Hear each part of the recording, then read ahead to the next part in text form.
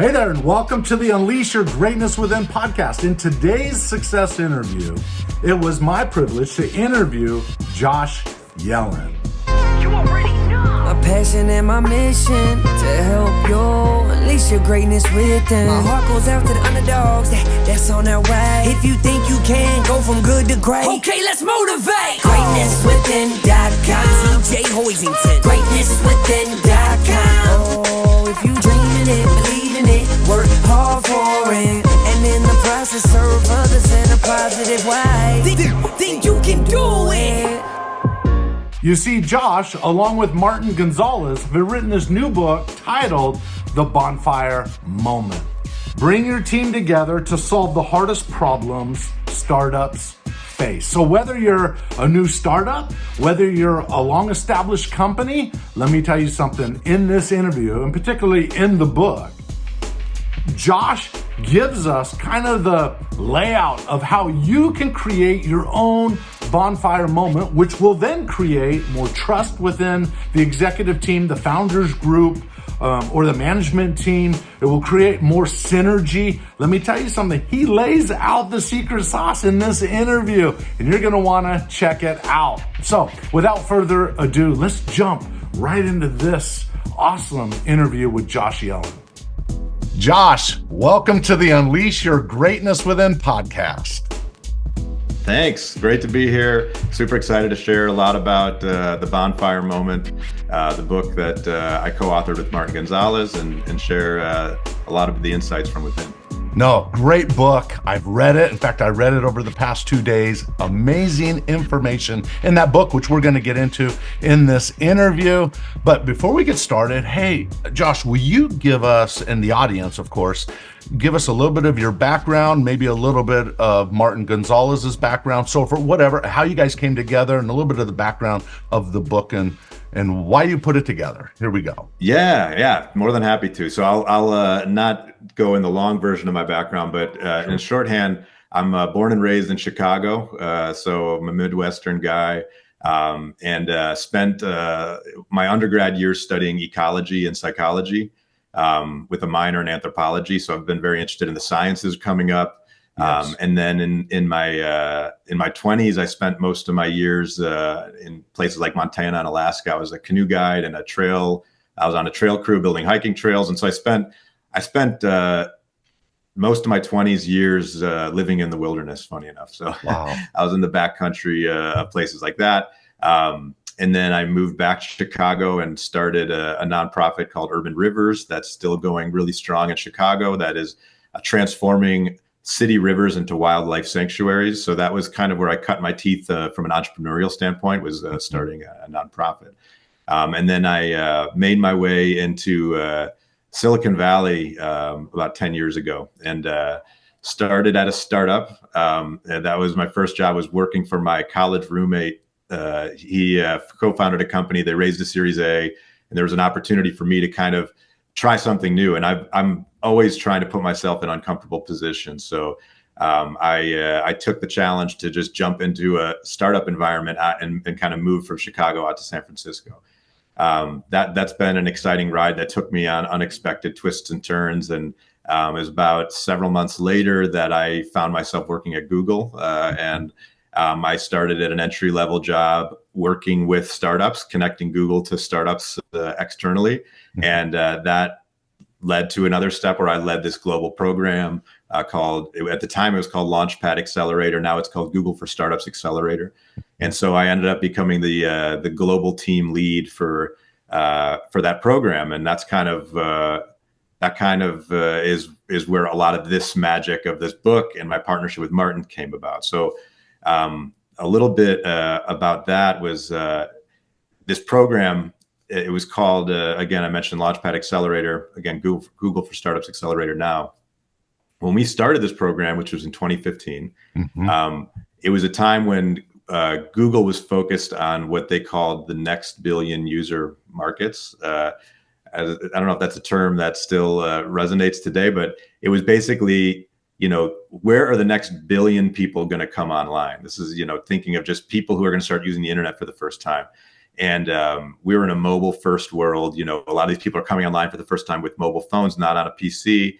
And where are these markets? And so places like Brazil, Indonesia, Nigeria, India, these are places which we consider next billion markets. So that's where we started our work with startups, was working with startups in these markets. And in doing so, we built a central program that was based in Silicon Valley. We brought in, 8 of the top sort of Series A, B startups from these markets and brought them in to work with them very closely as Google. In doing that, but I know that the hypothesis for this program when we launched it was, we're Google, we're a tech company. We're going to be able to help these startups with their tech, and additionally, like product-minded things, marketing, et cetera, user experience.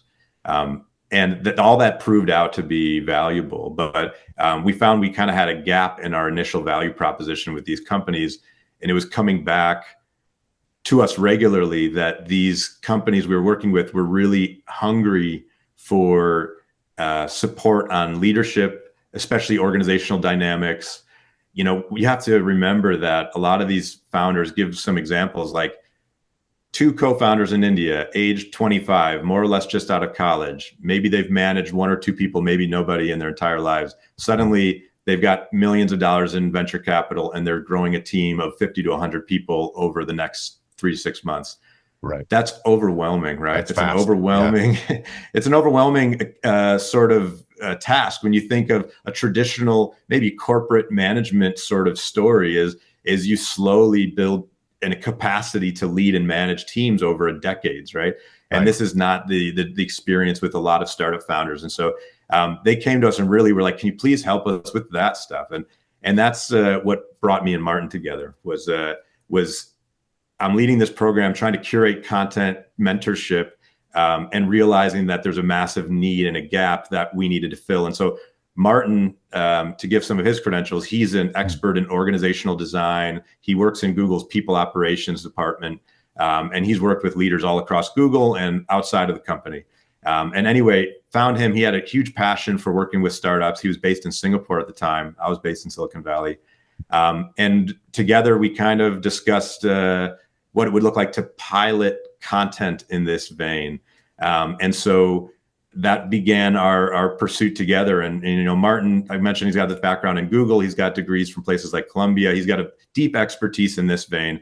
My background is a little bit more in the sciences, but also I have an MBA from Wharton, and I'm more kind of coming from like a business program, project design perspective. And so us coming together, we were able to kind of co-design this workshop that we were able to scale globally, and ultimately, through trial and error, find really amazing ways to add value to startups in this people leadership oriented space. And so much so that the workshop that we ended up designing, which is now called the Bonfire Moment, it was consistently rated the highest sort of portion of what was a 6-month engagement with these startups. They had mentorship, workshops on things like machine learning, marketing, you name it. Ultimately, the Bonfire Moment was rated consistently the highest thing, so much so to the point that companies would join our program just so that they could go through this workshop. And so, that is that kind of sets the stage a little bit for us to dive into what we discussed in there, what insights we've gleaned. But it's been a real pleasure being able to work and learn in this space and partner with Martin over the last 9 years. We've been partnering together. Which is kind of wild to believe how long of a journey it is to get to a point of publishing this book. But yeah, I'm very passionate about this space. I'm passionate about scaling the impact of what can come from bringing teams together to discuss these sorts of deep issues. And yeah, we've managed to do this with startups in over 70 countries, hundreds of founders, hundreds of startups, thousands of founders globally over the past 9, almost 10 years now. No, it's really amazing. I read the book and I was really blown away. Throughout the whole book, you give all these examples and stories of real issues, some positive, some negative, and how they work through the negative and turn it into a positive end result, and that's the bonfire moment. And so let's dive into it a little bit from the beginning. I love this. In the beginning, very beginning of the book, Yep. you say, engineering is easy, people are hard. We'll never forget the line from Bill Calgren, I think I'm saying his name right, a partner at Sequoia Capital, who cut his teeth as a researcher at the legendary Bell Labs and went on to run some of the Google's most successful products like Search and Maps. So one thought I had as I dove into your book, and it's weaved throughout the book, is an emphasis on people and culture. In fact, chapter 1 is, you titled it, Startups Have a People Problem. So give us a little insight on the people side, because you even mentioned in the book that oftentimes they're wondering, why would I take a full day off to focus on soft skills, people skills, when we got work to get done? So give us a little flavor on this. Yeah. So the data shows that, and this is like something that quote that you just called out, engineering is easy, people are hard, by Bill Coren. And then this stat that 65% of startups ultimately fail due to people issues. This is proven out in studies from places like Stanford. And ultimately, when this is sort of the thesis of the work, right? 65% of startups failing due to people issues. So, when you just look at that right there, it's like, why? What's happening here, right? At the end of the day, what are startups usually focused on? Again, the soft stuff, which we would, the people stuff is often considered soft. It's often consistently deprioritized for what feels like pressing matters around product, fundraising, et cetera. And what we argue in the book is that, and this kind of goes into the first trap, which we'll talk about the traps, but the first trap being the trap of speed. And startups often fall into this trap of we must move very fast, and we must tend to the urgent matters that are in front of us. There's also things that are extremely important, but less urgent, but will ultimately sink your endeavor. And that's what we are kind of make the case that are these people issues, that if they're left unattended, unaddressed, they never feel like the item of the day, but they can very well be. In fact, the majority of cases is actually what will break you.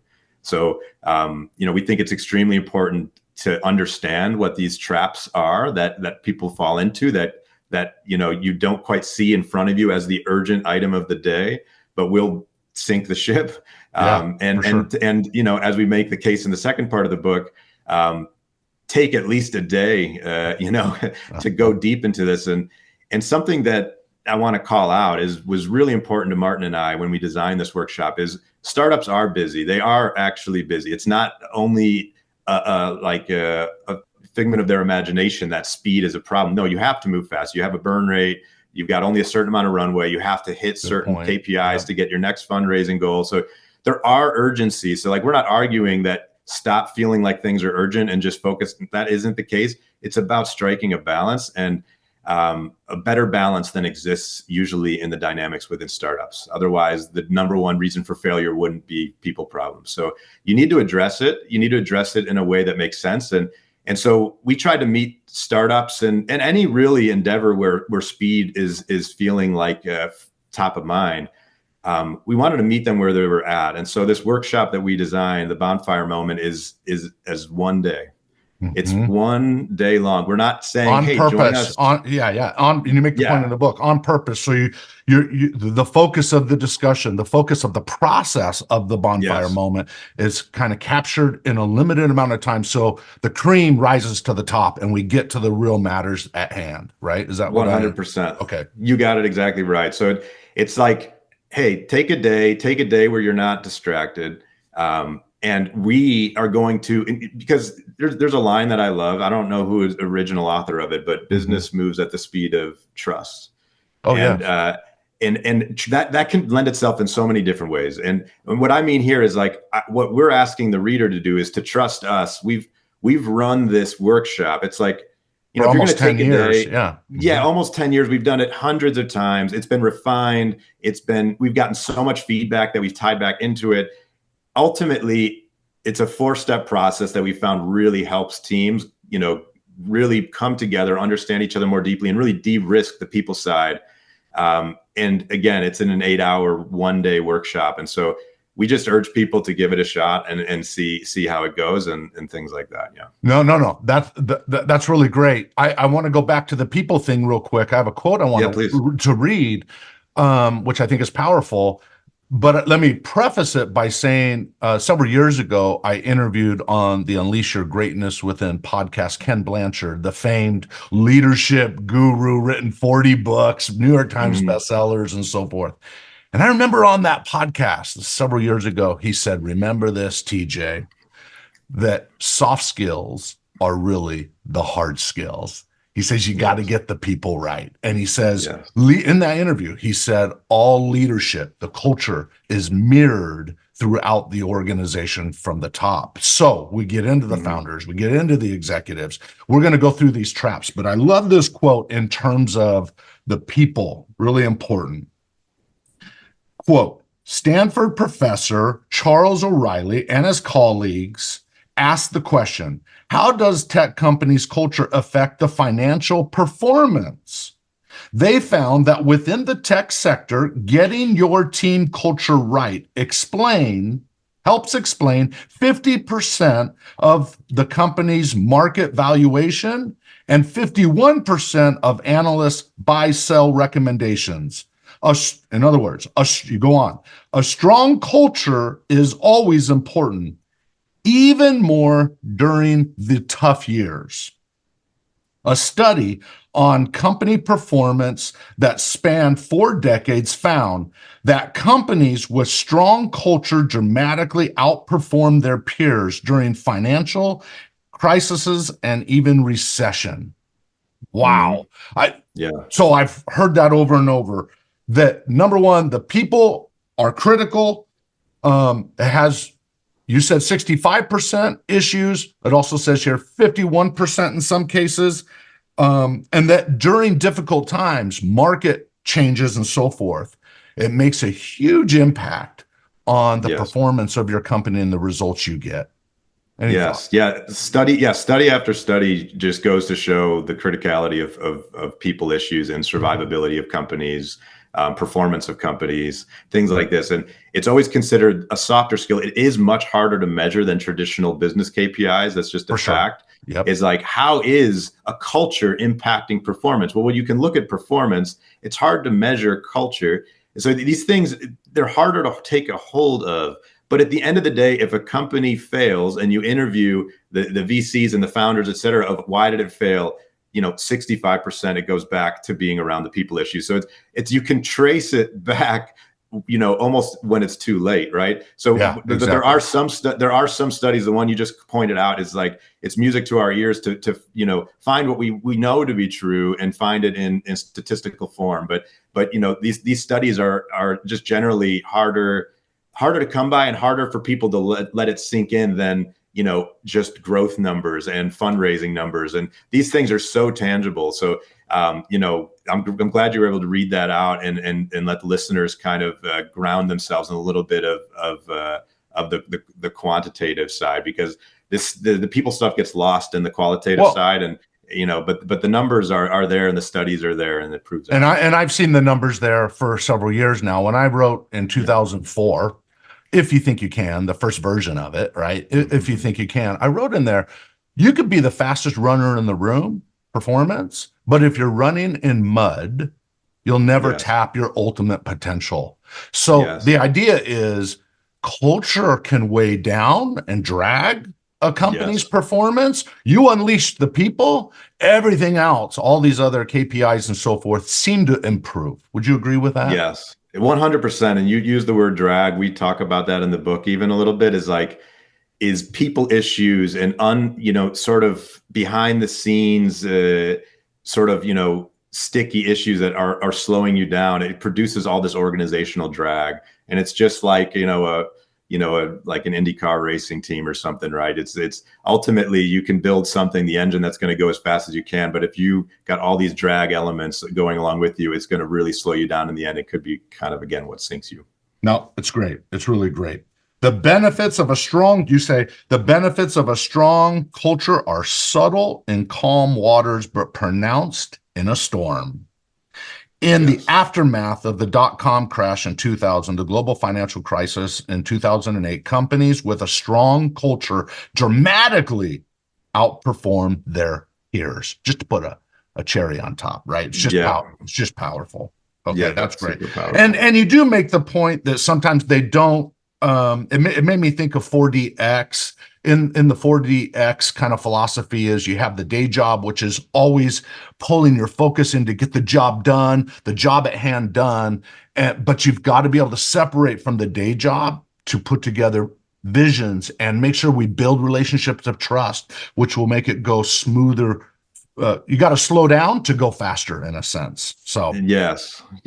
All right. Now you already talked about, you kind of went there, is the first trap, which is the trap of speed. I interviewed about a month ago William Vanderbloom, who wrote a book called The Unicorn Leader. And in that book, he talked about the fast, that we move so fast that we miss some of the opportunities along the way. And I kind of felt like you guys found the same pattern as I was reading his book. So any further thoughts on that one before we go on to the next trap?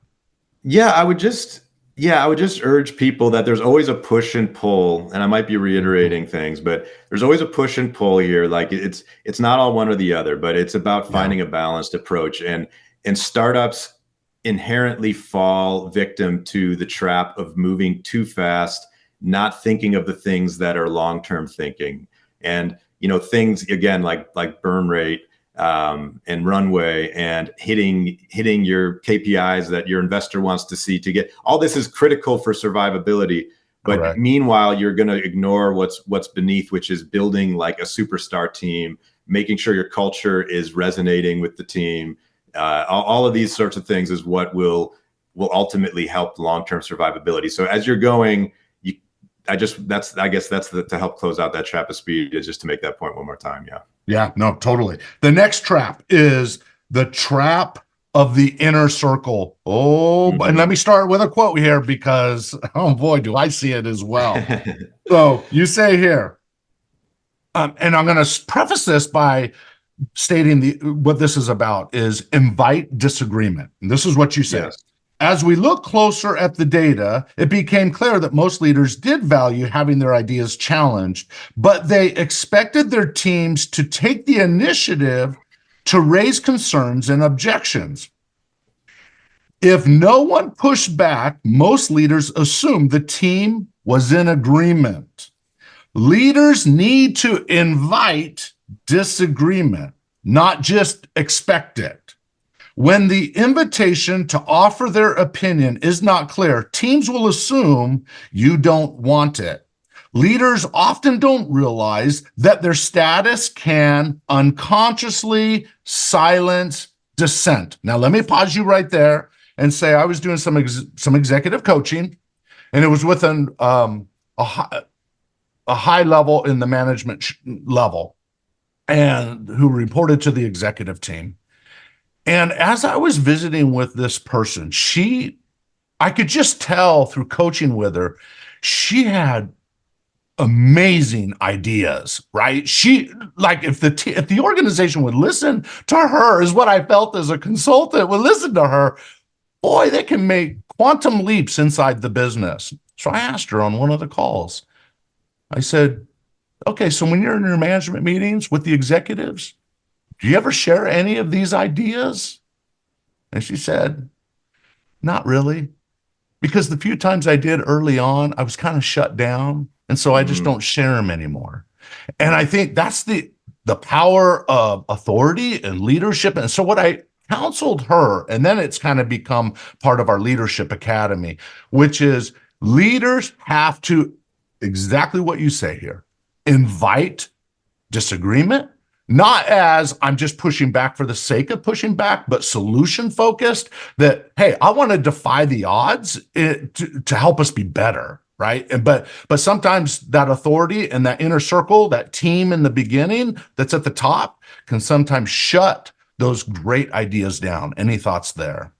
Yeah, 100%. You put it really well. I'll elaborate a little bit on it.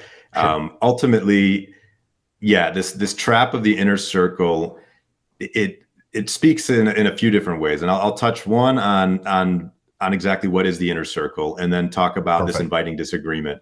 So the inner circle is kind of what you might assume it is the power at the top. Although the inner circles can kind of form around other leaders lower in the organization as well. But ultimately, it's these relationships at the top. One of the points we make in the book is like, how do you find a good co-founder? What's a good co-founder dynamic? Yeah, right. Who should you look for? And again, there's no absolutes in this book. I want to be clear. Like, in my perspective, is not one where co-founding a company with your brother and sister. There's times in which that has worked and that it would work again.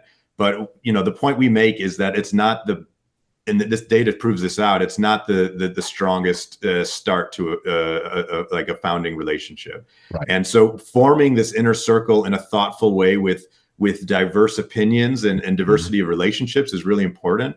And one of the reasons for this is that, if you think about the stakes of the relationships with family members, right? The stakes are very high, meaning if something in the business goes wrong, disagreement, maybe somebody needs to get fired, and this is firing a cousin, or these things can become quite disruptive. And so what ends up happening is a lot of this in disagreement doesn't get invited, because you're afraid of the consequences if things go wrong. And so because of that, it doesn't produce a lot of psychological safety. You might think, oh, we're starting with such a high level of trust because it's family. But again, it has a lot of downsides because of the risks of losing that relationship or tarnishing it. And so ultimately, a nice balance, again, this is guidance from other studies in addition to what we found, is co-founding a company or a business venture with old colleagues that you have built trust with. This is like a nice balance between trust is established, you understand working style, but the relationship isn't quite as high stakes if things were to go wrong as they are with family, things like that. So that's part of the trap of the inner circle, is around who is in this inner circle and how can we do this in a way where it inherently, produces an environment where disagreement can be invited, things like that. So these are kind of things that are a little bit interesting, but doesn't necessarily apply to all people that might be working in a corporation or whatever. This is more, starting up a company. When you think about management across any domain, whether this is a corporation, nonprofit, startup, whatever.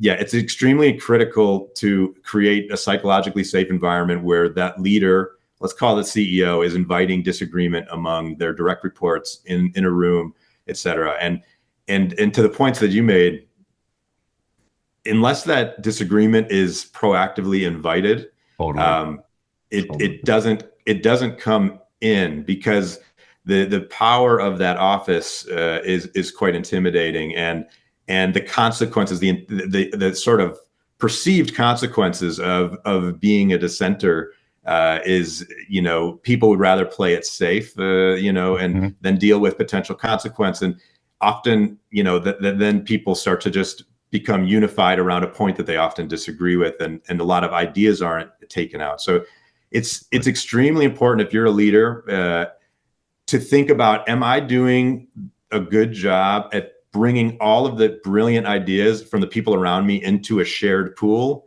where we all can see and hear each other's perspectives, examine them, and then make the best decision. Not how do I get everybody to just agree and go along with my idea because my idea is the best one. In some cases, a CEO or a leader needs to make a decision, but after they've heard, the true and authentic opinions of those around them. And so, well said. Yes, inviting disagreement is extremely important, and the data again goes to show that teams that can invite this disagreement, and bring in diverse opinions are actually outperforming.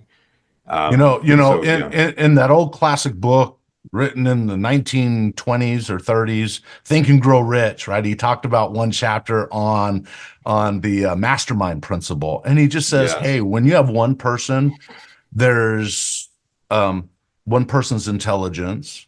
When you have two people discussing, you have a second set of intelligence, but both those make an overall third level of intelligence, which is often more effective than individual persons. Not always, but a lot of times. So I've just found Yes. whether it's, and I'll be even on a personal level, I'm a better man because I'm married, right? Because we're a team, and sometimes my wife has better ideas than I have on certain things, and in the team and so forth. So just a reminder to all leaders listening to this: invite ideas, even if they are perceived to be dissenting ideas. Maybe the spirit of it isn't to dissent.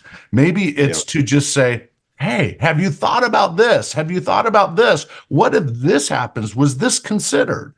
And one more thing I want to bring up to the inviting disagreement. It's one of my favorite little kind of parts of the book is having class 2 arguments, is what we call it. And so, a class 1 argument is where you don't fully understand the other person's side, and you sort of come to a quick amount of disagreement on it. A class 2 disagreement is where the other side can actually explain your point back to you as well as you might put it, and then come from a position of disagreement. So you're then having a healthy debate where you actually, no, I hear you. Do I hear you? Yeah, you hear me. All right. Right. Over here, this is why I still disagree. And so as a leader, invite disagreement, but invite the right kind of disagreement. And we kind of nudge people to try to create the space where you can have those class 2 disagreements. No, love it. You go on to say the classic American open door policy is enough to draw out dissenters. Leaders need to create conditions that empower their teams to speak up. When it has been the cultural norm to be deferential to power, or when disagreeing might be classified as being disagreeable, leaders need to work harder to change this norm. And then you say later on, you were quoting Anil, and I can't say his last name, Sabarol, not sure exactly how to pronounce it, but he says here, debate, argue, get into it. The best results come from passionate, constructive, positive contention. Encourage it, even enforce it. But no, it requires a foundation of trust, honesty, and respect. Absolutely. If you don't have that, you just get pure contention, and that ain't good. And what I'll say to the listeners, because we're not there yet in the interview, we'll get there in a minute, is that is the power of the bonfire moment, which we'll get in. We got to go through a couple more traps, but that is where you get down in the weeds and you establish this trust in a very meaningful way, which I want to get to here soon. So the next trap is the trap of the maverick mindset. You say, whether Google's early days, Larry Page and Sergey Brin, or Tony Hsieh of Zappos founder, implemented a radical self-management fad known as holacracy in 2014.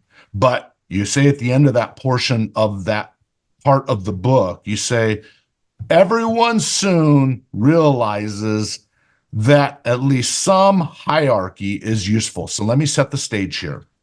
I often talk about how there are 2 types of cultures. There's hierarchical, and then I call it there's thriving, which would be the same as the holacracy that Tony Hsieh talked about, right? The self-management, reducing the walls, the silos, take away the borders, less rules, think big, be audacious, so forth. What I love about your book is that it's not either or. It's about finding a balance, because when you say in the book, and please clarify this, but you say in the book that without some hierarchy, people don't know where the chain of command is. People then you start getting into confusion of who takes the action on this versus that. So try to do this. The maverick mindset is go, go, go. Let's make it happen. But talk about the balance between the maverick mindset and then the hierarchical structure at the same time.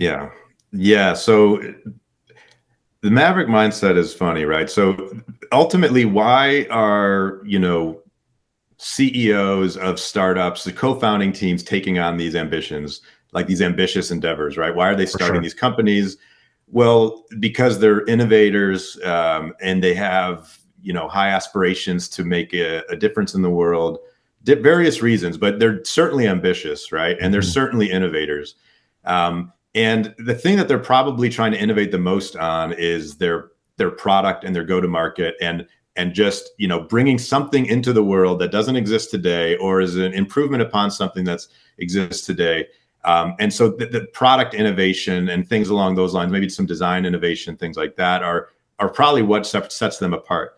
The Yes. problem is where you take that maverick mindset and you try to innovate everything that you're touching, right? So it's Right. like, well, I'm not only going to innovate my product, I'm also going to innovate the entire way that our management structures operate, and I'm going to innovate the way that this team works, and you start to try to innovate across everything. And if you try to do that, you get lost, because not only will you get lost, the people in the team, you need something to hold on to, some foothold to push off from, to innovate into the world, and you need that. And so the argument we make in this book is, even if you want to innovate within the management principles within your organization, pick a particular place you want to innovate, but lean on best practices. And Yes. and when it comes to management and leadership, there's, this field, if it moves slower than the technical field does, and there's a lot of innovation and stuff at the forefront of technology. There's stuff that is, we're learning all the time on the people side as well, but it's not as prime for disruption as whatever you're attacking from a product sense. So, the point we're just trying to make is, try to be thoughtful about where you apply your maverick or innovator's mindset, and apply it certainly into your product, apply it certainly into the industry, and just be a little more thoughtful about where you apply it within the company's management side. And we try to offer up some things that almost sub traps, like myths, within the book that we call out. But yeah, it's just that it's more of the principle of being more thoughtful about where you're putting your innovator's hat on, and being a little bit humble, and looking at things that maybe you can adopt in and choose to innovate in other places. That's That's great. there. That's really great. The evidence that you say here, the evidence is clear that a healthy hierarchy with effective managers can help reduce operational ambiguity. It can help align team around shared goals, resolve conflicts, speed up progress, and ensure people's development and well-being that are overlooked after. So I think this is really great, a balance there. All right, the next one is the trap of confidence. You say founders must have a balance between overconfidence and underconfidence. Explain that. Yes. Yeah. So it's, again, like, people in the early stage of starting a company are often overconfident, or they wouldn't have done it to begin with, right? And you have to think you're going to succeed against all odds, and so you have this sense of overconfidence. As you start to proceed through your endeavor, you're hit with a lot of reality checks, and you can often find yourself, maybe being knocked down to a point of where you're riddled with actually underconfidence in your ability to make it happen. And so, a founder's journey wavers between, it's like a pendulum that can swing between these things. And we, it goes back to, you kind of called out, like, it's more in the middle, it's a balance. It's no different with confidence. And you need to kind of check yourself. Am I being overconfident? Am I not welcoming in mentorship and feedback because I think that I'm right, when in reality, you're probably going to benefit from those words of wisdom from somebody. And underconfidence is something that can sink you and the team in general, because you've lost hope, or something along these lines, where you're just going through your growth journey, and it's a part of the journey in general, right? So we try to tell people that leaders to strive for this middle road of confident humility. To be real with yourself about your knowledge of the industry, your knowledge of your own product, know when to pull people in to help you, and have that humility. You don't have to agree with everybody. You can make your own decisions as a leader, but knowing where your weak spots are, where your blind spots are, and being more aware of them. And it's, startups suffer through, a lot of brag culture where everything on the outside needs to be shiny, needs to be perfect in order for, as an executive or CEO or founder of this company to feel like the world respects you, and they will fundraise on behalf of you, et cetera. And the point being is you can be confident and you can be humble at the same time. And so that's really kind of the trap here is, if you find yourself just getting wrapped up in the startup brag culture, and you got to just be honest with yourself. And if you are, maybe check yourself and maybe talk to people you really trust, and have them give you some real talk and pull in help along the way. And so that's startups fall into the trap of, especially in the early days, but even later on, being overconfident. And our data from our own data set shows that the best founders actually have more humility and have a little bit of that confidence checked. So an overabundance of confidence is actually a trap. Yeah, blind optimism can create problems, right? So yeah, that's really good. I think that really kind of in the book, you get through these 4 traps, and then you shift into part 2. And what blew me away about this book is basically, and I hope everybody's listening here, you give the secret sauce, how to run your own bonfire moment event, if you will. Now, obviously, if you want the professionals to come in and help, they're obviously available. But I love, explain sort of the picture of what that day, because you go into part 2, chapter 6, you give the full suggestions of a bonfire workshop. You give all the kind of the cheat sheet on how to do it. And then part 2, chapter 7, you give a real example of the bonfire process. In the end, the bonfire moment is about becoming vulnerable, unmasking, and then aligning more strongly. Actually, that's a quote from your book, to be clear. And so you have something that's called the user guides. And so I was really interested to go to Appendix D, I think it was, and look at the what kind of things are you asking? And so give us a little bit of picture, because what I read in the book is you will have a team, and you will sit around with 4 computers with a fire on the screen, a visual fire on the screen with the crackling and the hissing and so forth. And it's through this process, and I'm not going to use the word exactly as you do, is the BS circle. And there's some questions that you ask. And one of the questions is, the BS I project to others is blank. Answer that. Because what I'm really afraid of is what? Blank. You have to answer that. The experience that first caused me to feel this fear or insecurity was blank. And so what I imagine is, with this group, I can't remember if it's block 2 or 3, maybe it's 3. You take these people through with the user guide, through a very vulnerable, find out beliefs, rules, expectations. Why do we operate the way we do?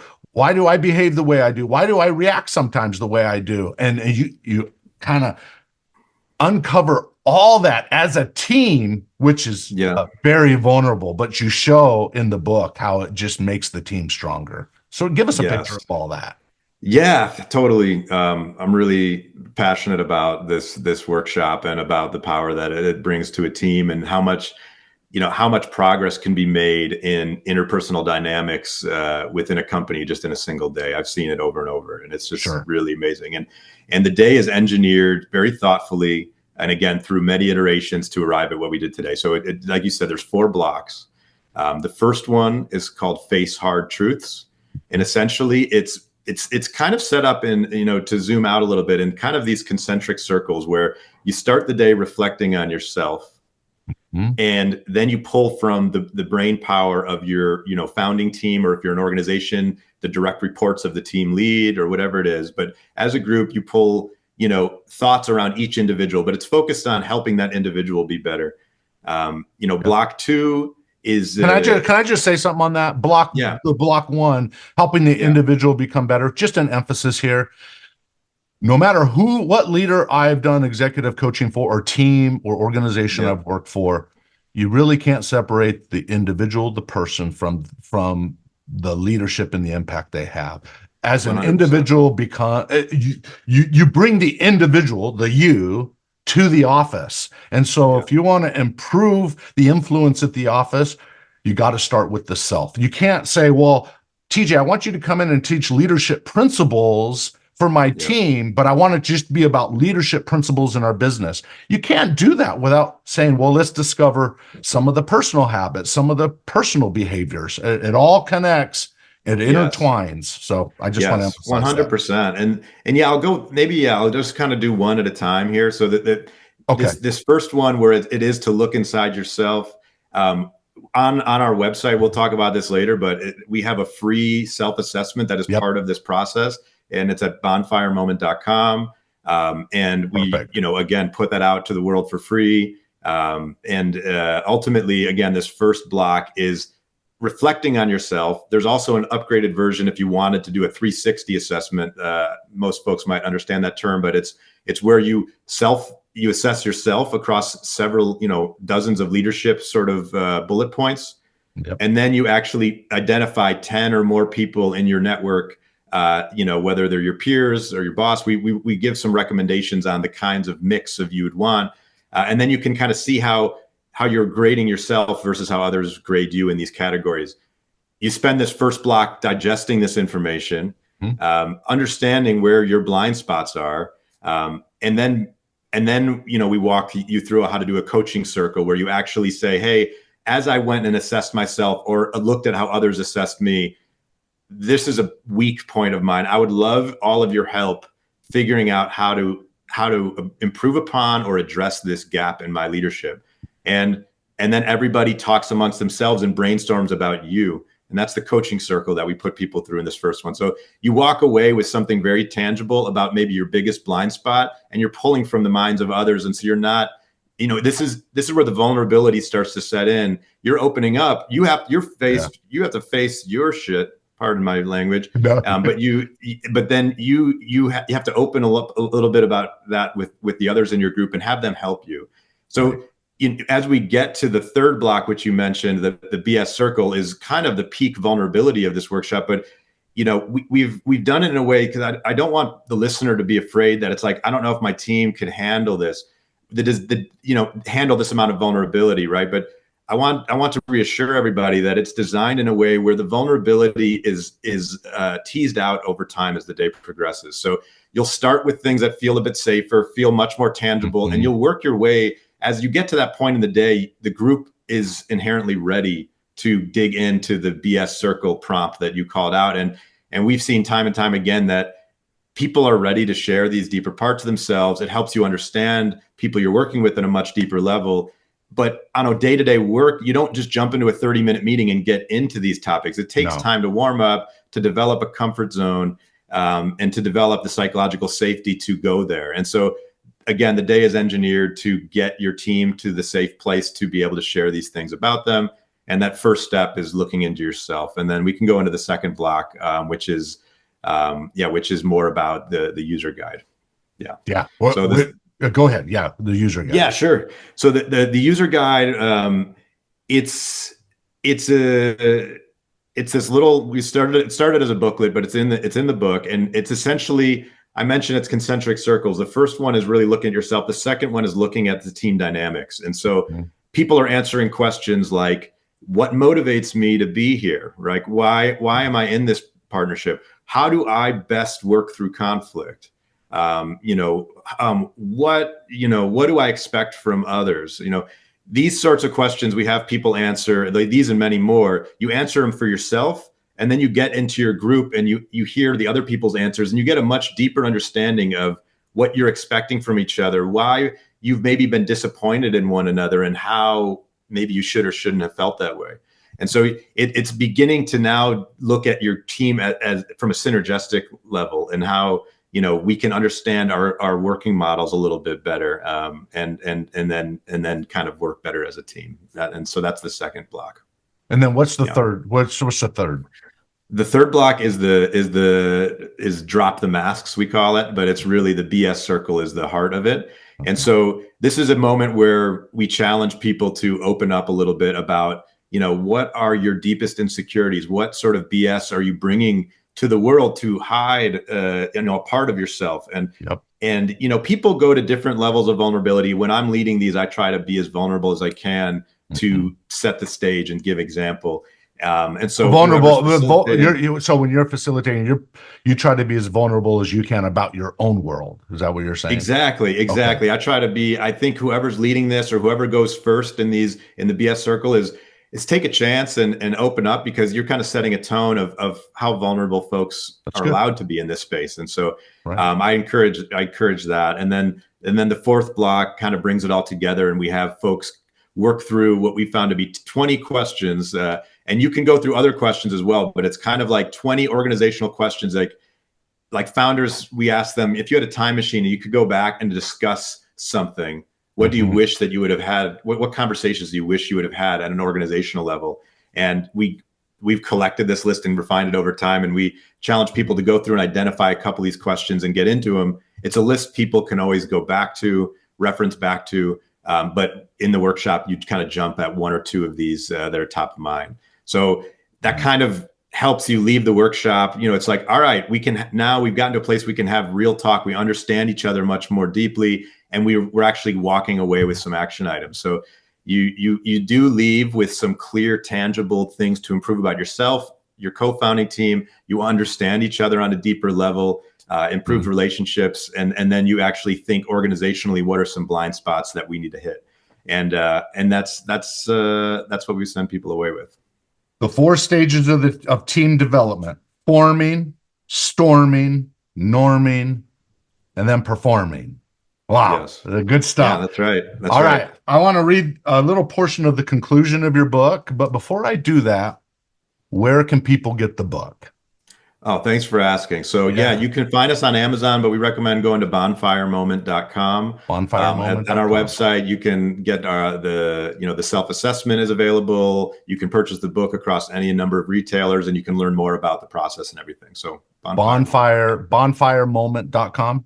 That's correct. Yes. Okay. Awesome. This is great. I encourage everybody, every leader, every team leader, to jump into the concepts and precepts. You have the stories in there that help color the background, the experience, how this came about, how that came about, why we do it this way. You give all that in the first half, and then you give the structure on how to run it in the second half. I think you guys have done a fantastic, I think you've written this in a fantastic way that really gives value to the reader, which obviously is what you try to do in the Bonfire Moment itself, is really have people come in for one day and walk out with a ton of value. And in the end, it's about working with your team better. It's about the people side, and really, really important. Okay, so we'll send people to that website. Your concluding thought before we close here today, and thank you for being on the Unleash Your Greatness Within podcast. You were clear, you articulate well. Obviously, you're an expert at this. This was great to have you on the show. You say a concluding thought was, our greatest hope is that someday soon, our emphasis on people will stop being a frontier, and that we evolve how all startup teams operate everywhere. We want to see a future where these topics are part of the curriculum at every startup accelerator and business school entrepreneurship program. I agree. I think about when I wrote If You Think You Can many years ago, how many teachers and really parents came to me and said, why aren't they teaching these principles in school? Right? Yeah. And it's the same here. Why aren't more teachers and colleges and so forth and leaders within companies really sharing these concepts that will only lead to higher performance, which will lead to more personal engagement, which will lead to someone giving their heart more than just seeking the paycheck, if you will. So Anyway, any final thoughts from you? Yeah, first of all, thank you for having me. This has been a pleasure. It's really enjoyable talking with you. This has been great. I hope, this has resonated with some of your listeners, and that they do get into the book and get into more of these details.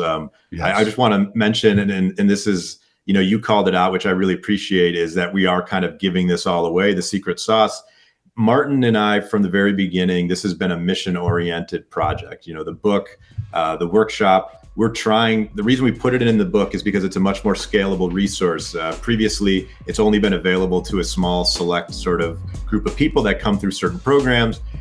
We want this available to everyone, to your point, to scale the impact, help empower leaders at scale, help make, team dynamics healthier around the world in all sorts of different team structures, nonprofit, startup, corporate environments. So we're just trying to help move the needle a little bit. And so, we hope people enjoy it, and thanks for having me.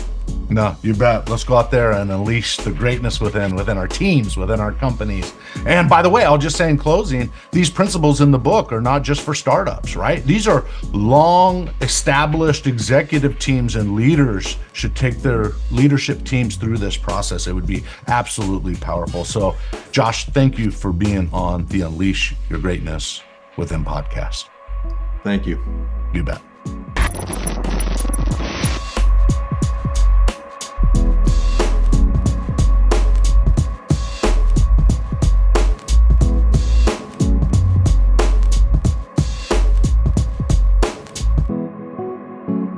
GreatnessWithin.com